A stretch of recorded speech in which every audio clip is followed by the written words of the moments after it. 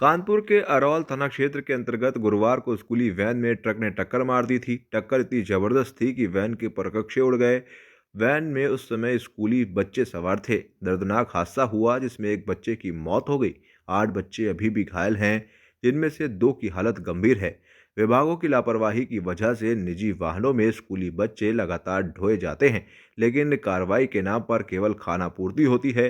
कानपुर शहर के स्कूलों के बाहर की तस्वीरों पर नजर डालें तो आपको कुछ ऐसा ही नजर आएगा, जहां बिना मानक के निजी वाहन स्कूली बच्चों को बैठाकर लाने ले जाने का काम करते हैं। आंकड़ों की बात की जाए तो कानपुर शहर के अलग अलग स्कूलों में 2000 से ज्यादा वाहन ऐसे हैं जो निजी काम के उपयोग में आते हैं। वही वाहन स्कूल के बाहर स्कूली बच्चों को लाने और ले जाने का काम करते हैं।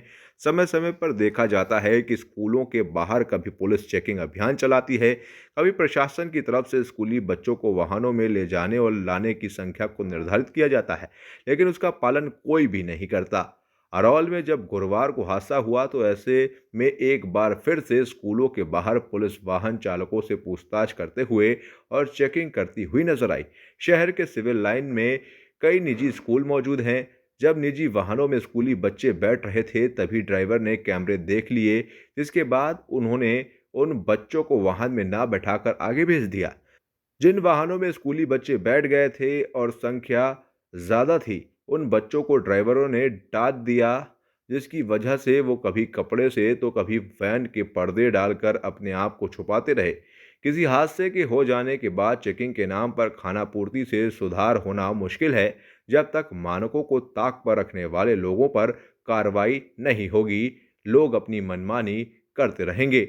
तो वहीं इसको लेकर के जब हमने आरटीओ कानपुर राजेश सिंह से बात करी तो उन्होंने बताया कि आरटीओ की तरफ से निजी वाहनों से कॉमर्शियल कार्य किए जाने वालों पर कार्रवाई की जाती है। इसके लिए टीमें बनाकर विशेष चेकिंग अभियान भी चलाया जाता है। इस तरह की घटना संज्ञान में आई है। निजी वाहनों में कॉमर्शियल काम करने वालों पर सख्ती से कार्रवाई की जाएगी और इसके लिए अभियान शुरू भी कर दिया गया है। स्कूल वाहनों के मानक सब पता है आप लोगों को। पहले भी कई बार हम लोगों ने इसमें सभी स्कूल बैठक की है और इस बारे में 2 समितियां भी बनी हैं। एक तो जिला परिवहन यान सलाहकार समिति और एक स्कूल या विद्यालय यान परिवहन समिति। तो जो विद्यालय यान परिवहन समिति होती है वो लोकल होती है और उसमें लोकल वहाँ के नायब तहसीलदार एसओ और शिक्षा विभाग के जो होते हैं और जिस स्कूल का वाहन होता है उसके बारे में पूरी जानकारी रखी जाती है। तो जिला परिवहन यान सलाहकार समिति की बैठक होती है साल में 2 बार होती है। एक बार जब स्कूल खुलता है जुलाई में, एक बार जनवरी में, 2 बार बैठक होती है। बैठकें हमारे यहाँ संपन्न की जाती हैं और उसमें हम लोग सभी प्रिंसिपल्स और मैनेजर्स से रिक्वेस्ट करते हैं कि जो भी उनके यहाँ वाहन लगें वो सब उनका रिकॉर्ड रखें और वो सब जितने भी मानक हैं हमारे स्कूली वाहनों के उनको पूरा किया जाए। समय समय पर इसके उनको बैठक के अलावा समय समय पर जब रोड सेफ्टी के हमारे कार्यक्रम चलते हैं तो हम लोग स्कूलों में जा कर के, सभी स्कूलों में तो नहीं जा पाते लेकिन जो मेन स्कूल उन जा कर के उनको कहते हैं कि आप बताते हैं कि कैसे कैसे आपके यहाँ वाहन चलने चाहिए। क्या मानक होते हैं सर, एक बार फिर से अगर रिपीट करें? मानक मोटे से मोटे मानक ये रहते हैं कि सभी जो स्कूली वाहन हो पीले कलर के हों और अगर कॉन्ट्रैक्ट में है तो उसमें लिखा हो स्कूल वाहन है, ठीक है, उसमें ग्रिल्स लगी हों जिससे कि लोगों के हाथ बाहर न निकले हों, उनके पास पर्याप्त मतलब फिटनेस हो, गाड़ी का परमिट हो। ये इसके स्पेशल मानक हैं लोग। पूर्व में भी आपने अभियान चलाए हैं, लेकिन कहीं ना कहीं आंखों में धूल झोंकते हैं विभाग की, तो उनको कैसे नियंत्रण करेंगे अब इसमें हम लोगों ने तो बता दूं आपको कि पिछले 1 साल के अंदर जनवरी से लेकर के दिसंबर तक 276 ऐसे वाहनों के चालान किए गए हैं और 65 वाहन ऐसे बंद किए गए हैं। लगभग 15 लाख रुपए इनसे प्रशंसा शुल्क भी वसूला गया है जो विभिन्न स्कूलों में चलते हैं और जिनके पास जो स्कूली जो मानक हैं उनको पूरा नहीं करते हैं। आज से हमने फिर एक अभियान चला दिया है। हमारे जो जितने प्रवर्तन अधिकारी हैं सभी को कर दिया गया निर्देशित और वो लोग रोड पर हैं और शाम तक बताएंगे लोग कि ऐसे कितने वाहन हमारे हैं जिनके खिलाफ कार्रवाई। लेकिन मेन हम इस पर फिर से कहेंगे कि जब तक जो स्कूल का मैनेजमेंट है, चाहे प्रिंसिपल हो स्कूल के और दूसरा अभिभावक भी ये सुनिश्चित कर लें कि जिस गाड़ी में अपने बच्चों को भेज रहे हैं वो मानक पूरी करती कि नहीं करती। आम पब्लिक अगर आपसे शिकायत करना चाहती है, उन वाहनों पर कंप्लेंट करना चाहती है, तो कैसे संपर्क कर सकती है? आम का कोई भी आदमी हमारे जो हमारा नंबर है, हमारे नंबर तो आप सबको पता है, हमारे नंबर पे कोई भी आदमी शिकायत कर सकता है। और इसके अलावा जो आरटीओ कानपुर की जो वो हमारी मेल आईडी है उसमें भी शिकायत कर सकता है। हम उस पर तत्काल एक्शन लेंगे। नंबर क्या है सर? 9839146465। मुझे लगता है कि नहीं लेना चाहिए, इतने सारे बच्चे भर लेते हैं। एक तो ये मतलब गैस वाली व्हीकल होती है तो कभी भी एक्सप्लोड हो सकती है, तो मैं ये चीज़ प्रेफर नहीं करती कि बच्चों को वैन। ज़्यादा बच्चे भर के चलाते हाँ हैं ये चीज़, हाँ ये चीज़ गलत है। पेरेंट्स को किस तरीके से अवेयर करेंगे? पेरेंट्स को खुद ही सोचना चाहिए, भाई उनके बच्चे हैं आखिर, कि कोई भी हादसा कभी भी हो सकता है। और हो भी चुका है कि वो वैन मतलब वो गैस वाली वैन में आग लग जाती है तो सारे बच्चों का है ना। तो ये चीज़ मुझे लगता है वैन जो ये गैस से चलती है ये चीज़ बंद करनी चाहिए।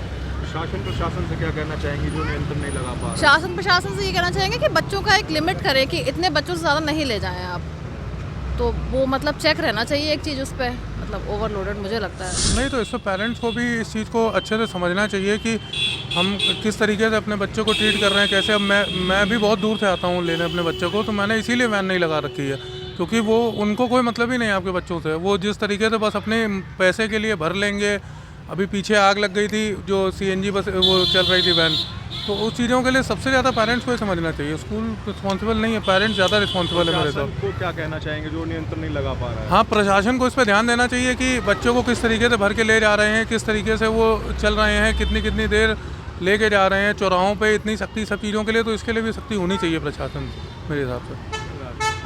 कल भी एक हादसा हुआ है जी। जिसमें बच्चे घायल हुए हैं और एक बच्चा। वो इसी वजह से, जब पेरेंट्स, प्रशासन, स्कूल कोई इन सब चीज़ों पर ध्यान नहीं दे रहा, तो वो अपनी मनमानी कर रहे हैं। अगर वो ध्यान देंगे तो ये सब चीज़ें नहीं होंगी। सर ये स्कूल के लिए वैन या बस है, स्कूल से रेगनाइज होकर चलनी चाहिए, ऐसे अपने आप नहीं चलनी चाहिए, प्राइवेट नहीं होना चाहिए। आप भी पेरेंट्स हैं, आप बच्चे को लेने आए, लेकिन कुछ पेरेंट्स नहीं मानते, वो भेज देते हैं, उनको क्या कहना चाहेंगे? नहीं, अब उनको अपने पेरेंट्स की अगर अपने बच्चे की परवाह है तो वो ऐसा काम ना करें।